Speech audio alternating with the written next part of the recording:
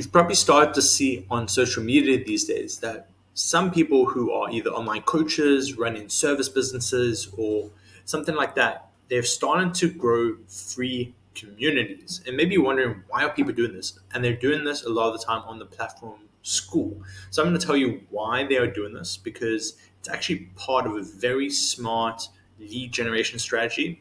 And I can tell you, people are making a lot of money from this approach. And I'm going to tell you how they're making money from these free Skool communities. The first question you might have is, why are people even building these free Skool communities as part of their lead generation? And the answer is very simply that we can't rely on social media these days to continue growing our accounts and to continue showing our content as part of the algorithm in feeds and things like that. I know, for example, I follow a lot of people on Instagram and I want to see their content in my feed, things around Muay Thai and hobbies I'm interested in, and their accounts just don't show up. And there doesn't seem to be a way you can actually force the content that you want to see to be shown. It's just reliant on the algorithm. So this is a big part of why people grow in these free Skool communities. Is firstly, you can be sure that if you're posting valuable content, case studies, testimonials, things like that, it's going to get in front of your audience if they're on the platform, obviously, on top of the Skool platform.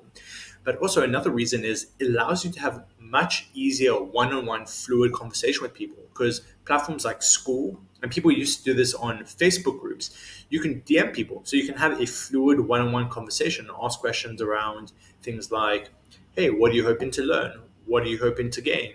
What could be improved? You can have these fluid conversations, which isn't always as easy over email, even though building email lists is still very, very valuable and still very important. People are moving to Skool because of this reason. That's why it's a big, big focus right now, is that fluid conversation, and you can be sure your content's actually going to get shown to people as long as they are checking the platform. Let's say you are successfully starting to grow your Skool community and you're getting people coming into this community. Typically, you're posting content, you're generating eyeballs and traffic, and you're given a promise somewhere with a link saying, hey, get access to a free course, join this free community, and you're going to learn a whole bunch of valuable stuff. Obviously, no matter what, you still need to make a promise, even though it's a free community, of what's the person actually going to get by joining this community. Maybe you're teaching them how to have their first English conversation in a week, for example. This was the example I had of an English teacher. So you would drive the traffic to this page, get them to opt in to show that they're interested in joining the community, and then they'll eventually join the community. Now the question is, they're in the community, what do we do with them? How are people actually making money from these communities? And I know, for example, people are making a ton of money every month from these types of communities. So there's a couple of ways. I mean, firstly, as I said, what this allows you to do is have direct one-on-one conversations with people. That's the first point. You are making valuable posts that will get shown in front of people. You can be sure they're going to see the content if they actually go to the platform. And obviously then they're going to see you as a more valuable person.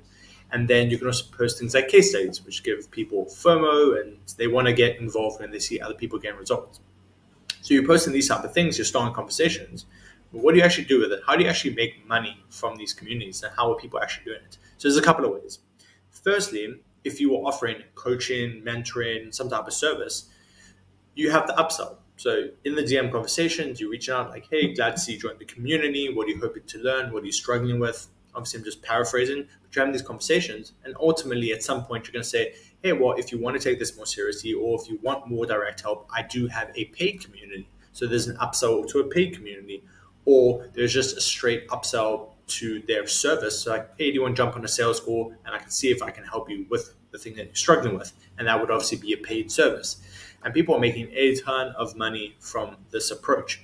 But one thing that I realized while I was speaking to someone else about these Skool communities and various ways to monetize is you can make a ton of money just from the affiliate links if you are using tools in the community. For example, e-commerce, or maybe there's a English teaching platform that you get referral, you get an affiliate kickback from getting them to sign up to a platform, and you obviously trust the platform, you actually do see it as valuable for your community.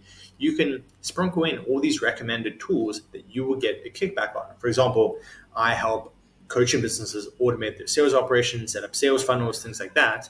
So there are marketing tools that I can include affiliate links for that I would make money from. Or There are funnel or landing page tools. I could include affiliate links if I had to go build a community that I could make money from referring people. So you don't even have to make the community paid to make money from it. And you don't even have to offer a service to make money from it. You can make a lot of money from affiliate links. And I've heard many stories about some of these people with bigger audiences making multiple five figures a month just from affiliate income. And they don't even see it as their main source of income. It's just like a nice cherry on the top.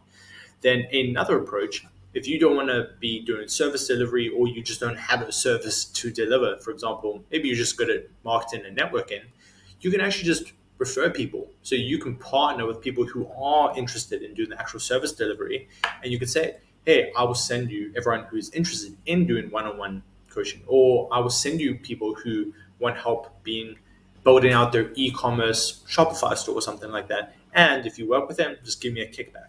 Obviously, that introduces things around you have to manage that well and have good relationships and really vet the people you're referring to. But that is just another way you can monetize these communities. And as I was saying here, as a little tag and in another video, even if you do offer, say, a back-end paid community or a back-end paid service, again, you don't even have to be the one providing the service.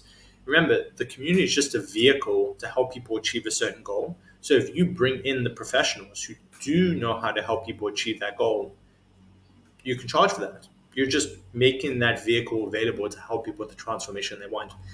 I hope that was helpful in regards to a couple of ideas of how people are monetizing their Skool communities, their free communities. If you wonder why are people doing this or how are they making money from it. And if you want help setting up these types of automated sales funnels and making sure you have everything done correctly, you can also reach out to me.